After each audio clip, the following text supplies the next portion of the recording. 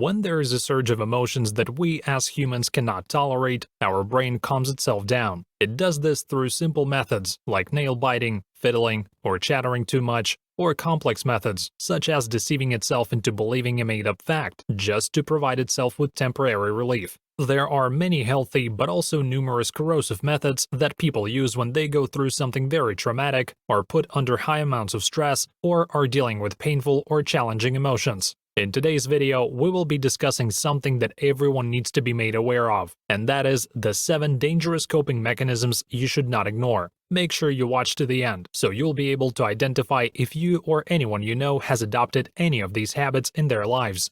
Number 7. Disassociation.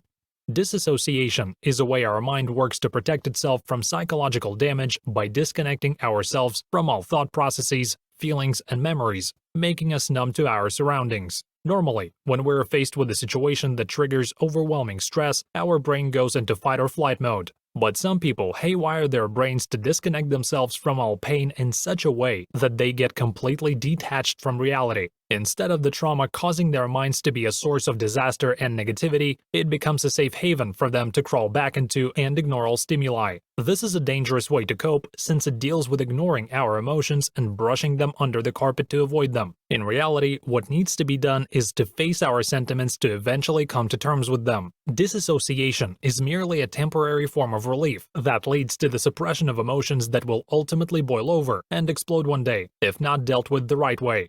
Number 6. Social isolation.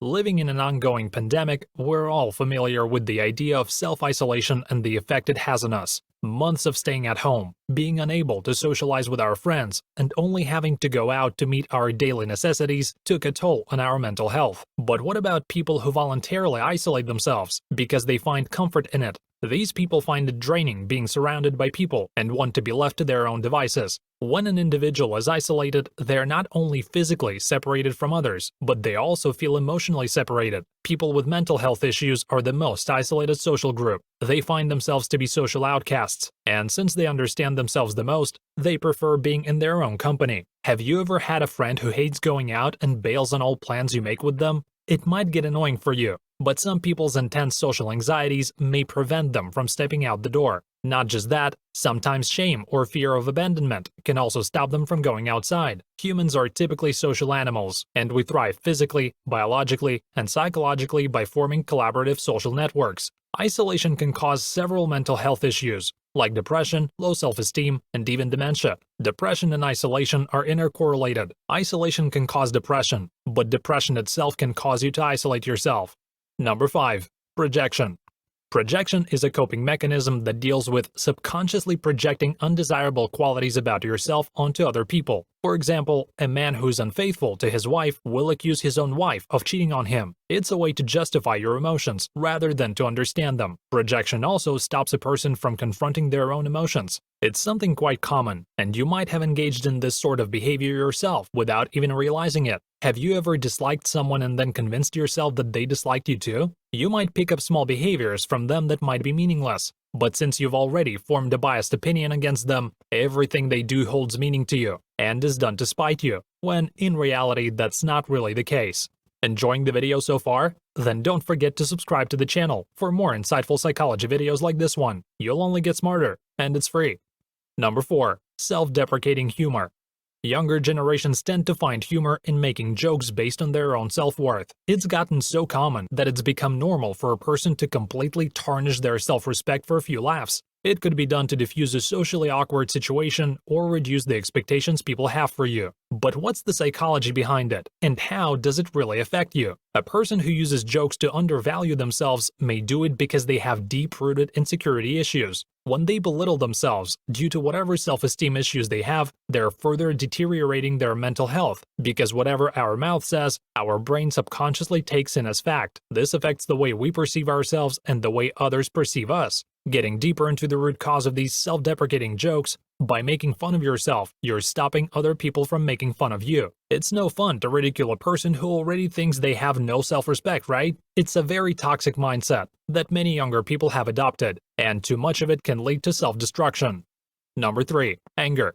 Anger is a very human emotion that all of us feel. When we go through certain emotions like fear, loss, or sadness, where we're put in a state of vulnerability, anger becomes an automated response that we experience in an attempt to deal with our feelings. Anger is a secondary emotion that comes out as a response to certain situations. It comes out when our self-worth, respect, and ego are torn to shreds, and we need to find a way to defend our way as right and defy any other as wrong. People channel their anger through causing destruction, inflicting pain upon others or themselves, road raging, or even something as extreme as taking another person's life. A study discovered that when a man's favorite football team loses, he is 10% more likely to inflict domestic violence against his wife or girlfriend. This sort of coping behavior is harmful not only because it might ruin the individual's relationships with his family and peers, but also destructive to himself, because a person whose mind is in a constant state of anger will always be anxious and won't ever be able to attain a peaceful state of mind.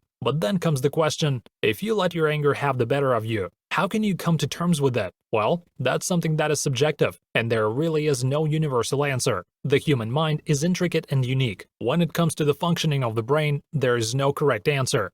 Number 2. Addiction.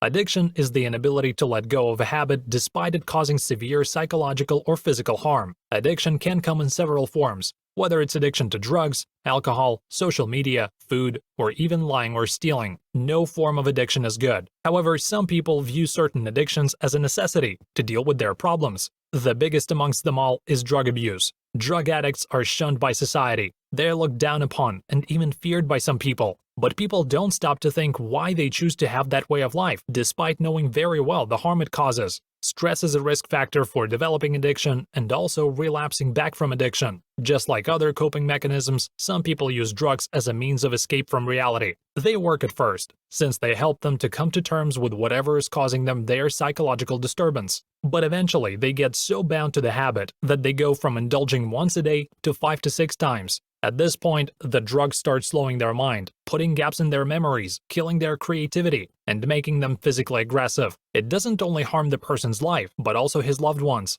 because most of the time they're helpless in the situation. All they can do is provide support, because it's solely up to the individual's own willpower and motivation to overcome such a big hurdle. Number 1. Self-harm.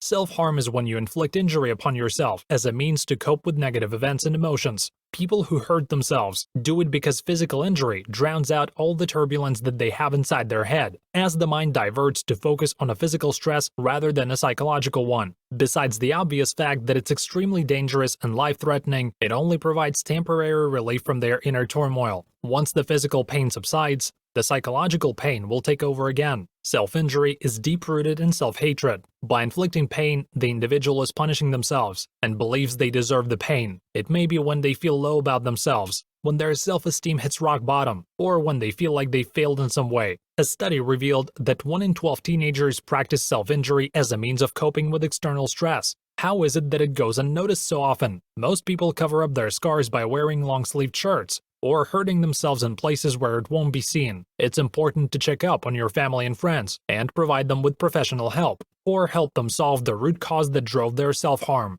And if you like this video, then check out these related videos to see more. And make sure to like this video to let the algorithm know you'd like to see more videos like these.